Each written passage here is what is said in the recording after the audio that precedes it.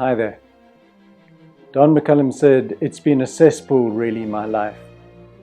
So it's no wonder that he now finds comfort creating landscapes in the countryside around his Somerset home, or creating still lifes in his shed. His name has for many decades been associated with his really stark images of war and tragedy. But at the age of 90, he's still trying to shift this perception. When my time's up on this earth, I want to leave a legacy behind of beautiful landscape pictures of Somerset. I don't want to be remembered as a war photographer. I hate that title. After 7 decades of being immersed in violence, he feels uncomfortable being a survivor when so many of those who surrounded him have been injured or have been killed. Jim Morrison sang that nobody gets out of here alive. But conflict photographers also know that those who experience ongoing violence leave a part of themselves behind on the battlefield. He also feels shame about being honored and, in his mind, over-rewarded for images that he knows he created out of the pain of others. He didn't understand any of these complexities when he was a young boy looking for a way out of poverty and the hardship that surrounded him in North London. He grew up in a damp 2-room basement in a tenement building. His father suffered chronic asthma and died when McCullin was 14. During the war, he was evacuated on 3 occasions, and each time he returned to London, the city was more ravaged. For him and his friends, there was sometimes a sense of adventure as they explored the remains of bombed buildings. He remembers sitting on top of a pile of rubble eating chips stuffed into a roll. It was a tough neighborhood and he would regularly get battered by bullies. He said he won the odd fight, but would mostly return home bruised. I think my background is the very best possible background I could have had. It made me tough, it made me resilient, it made me there was an anger, a chip on my shoulder, huge, There was a huge problem of inferiority complex socially. One should have had an anger against the middle class, the upper class, the structure of the social classes in England. Other countries wouldn't understand it. But I always really felt happy because of, going back to the underprivileged. And I felt that I could photograph amongst them quite easily because it was just due to the fact that I had the knowledge of what it's like to be poor. He had to leave school after his father died because he needed to help support the family. He battled dyslexia and had very little formal education. Although he won a scholarship to an art school, he had to turn it down in order to earn money doing a washing up job for the railways. Most of the boys that he grew up with were on a path to criminality, but he had other dreams. He traveled and discovered photography while in the RAF, and also he began to expand his mind and his horizons. So I did grow up in an appalling background where the only way you dealt with life was with your fist, and you couldn't always win, and often you had a rather painful jaw to remind you that it's not always the biggest win. So you feel you couldn't go on living like that, and there seemed to be no way out. So to grow up in a place like that, you were a totally no-hoper. And so what was the way out, For me, I did national service. I was luckily sent to a photographic section. When he was 23, he took this photograph of a local gang. They were young men that he had grown up with, and one of them had already served time for armed robbery. During this same period, a policeman had been killed during gang violence, so the Observer ran this picture with a story. His image of the governor's gang and its publication opened the door to a new career for him. By the early 1960s, McCullin was freelancing for the Observer as well as other newspapers and magazines. While he was building a name for himself, he and his wife Christine were still living in North London in a 2-room flat. One of these rooms served as a bathroom, kitchen, as well as his darkroom. While on their long overdue honeymoon in Paris, he saw a man reading a newspaper. On the cover was a picture of an East German soldier cradling a Kalashnikov. He said to his wife, "When we go back, would you mind if I went to Berlin?" He asked the Observer if they wanted pictures, and they replied that they weren't prepared to send him, but if he was there, they were prepared to look at what he managed to get. He travelled with the same old rollycord camera that he had used to shoot the Finsbury Park gang. While the other photographers in Berlin had the latest SLRs hanging around their necks, McCullin had to improvise. The rollycord wasn't exactly the best camera for the job. In Germany, within the 12 years before the wall was completed, over 2.5 million people fled from East Germany to West Germany, most of them through the divided city of Berlin. Many people died while trying to cross the border illegally. He had found himself in the middle of the biggest story of that time and managed to come back with powerful pictures. From this work, he received a British Press Award and a permanent contract with the Observer. For over 2 decades, McCullin documented some of the most brutal conflicts of the 20th century in Cyprus, the Congo, Vietnam, Biafra, Northern Ireland, Lebanon, and Cambodia.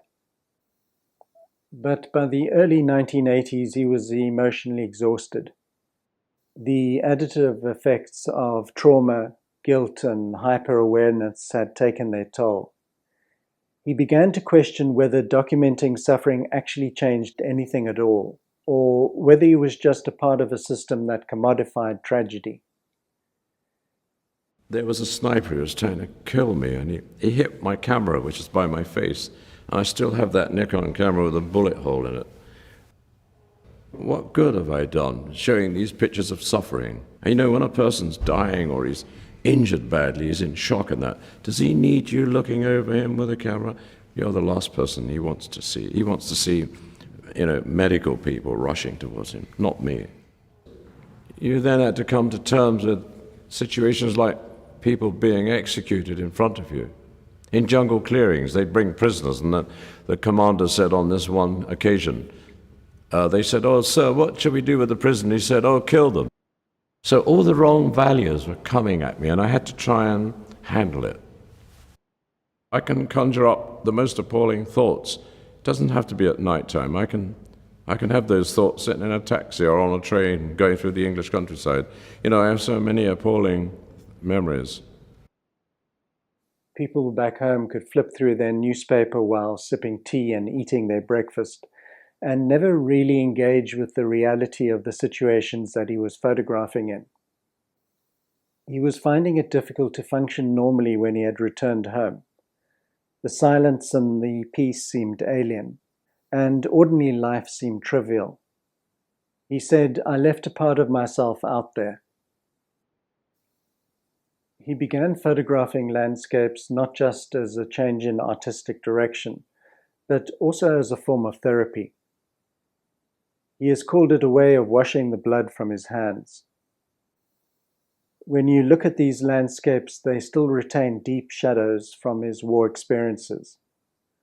The dark skies, heavy contrasts, and troubling tones seem to echo his haunted past. He said, "They reflect the storms inside me. I can't make light pictures. The darkness follows me." When making landscapes in England, he never photographs when it's sunny. He prefers working in winter when the trees are bare. He's projected his internal state onto the geography around him. But he's patient now and appreciates the meditative aspect of waiting for the right moment to emerge, when the sun disappears behind a cloud and the drama enters the scene. On some occasions, he waits for up to 3 hours, and the right light might just not appear. So often he returns home with nothing, but the joy of being in nature and the possibility of creating a picture that really means something to him has become enough. He doesn't rush any part of the process. While shooting war, he had to be constantly alert and watchful. But now, with his large format landscape photography, he's embracing slowness, solitude, and precision. One of the great risks for war photographers is emotional desensitization. One can lose the ability to truly appreciate beauty. His landscapes and later on his still lifes allowed him to rediscover beauty on his own terms. I get great pleasure in photographing the English landscape.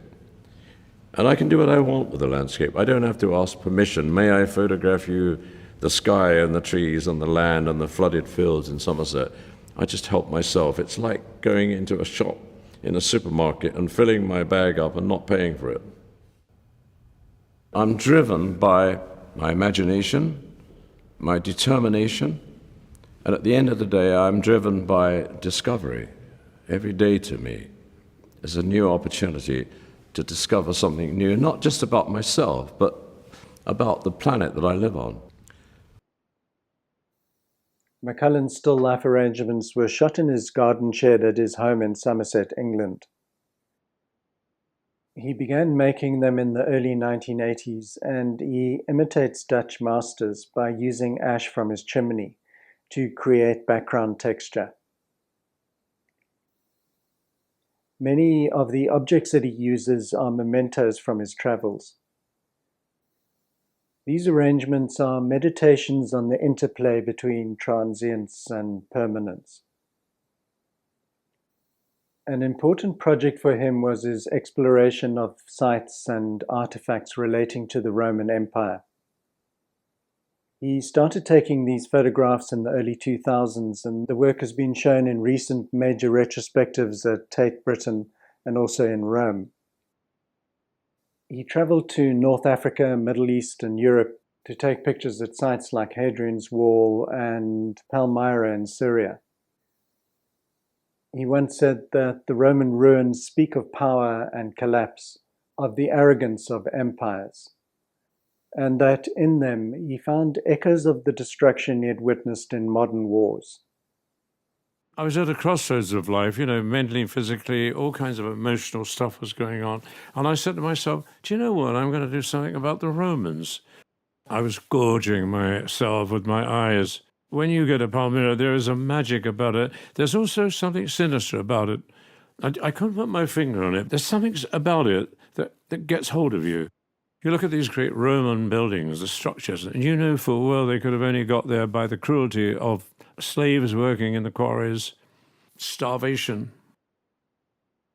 In these images, he's suggesting that humans haven't advanced all that much during the past 2,000 years. For the most part, we've remained foolish and vain.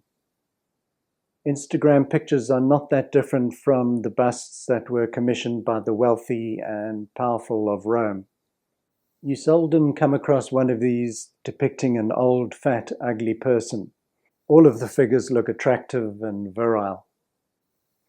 In his autobiography, Unreasonable Behavior, McCullin confessed that the memories of war have not gone away. He said sometimes a sound, a smell, even a shaft of light will take him straight back to some battlefield. If you came away from some of the earlier tragedies of the Biafran War and some of the wars in Africa and the AIDS things I photographed, there wasn't enough darkness you could describe even that. And I saw these children dropping down and dying in front of me. And we live in a world now where the media isn't that particularly interested in the real tragedy in our lives. You've only got to look at your newspapers today, and all you see is what I personally would describe as narcissism, really. For him, life has been a struggle even within his private life. It began with him witnessing his father's death, followed by that of his first wife, and continued with his complicated personal relationships.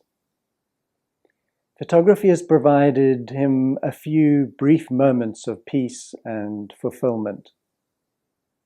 I hope you enjoyed that work, and I'll see you next time. You know, I'm a very complex person. I mean, I'd get on the subway in the morning to go to work in Mayfair, and I'd be aware of the fact that we didn't have a bath in my house, and I used to bath once a week. And in the summer, we'd go into the garden, and my mother, with a cigarette hanging in her mouth, would stick a hose pipe out of the window and hose me down. But I used to be terribly aware of going on the Piccadilly line to work every day, thinking or possibly knowing there was a slight body odour that, you know, I was carrying Finsbury Park to Mayfair. I can honestly say I'm self-taught because, I bought books on photography, and I looked. I didn't read, I looked. I acquired photography by looking.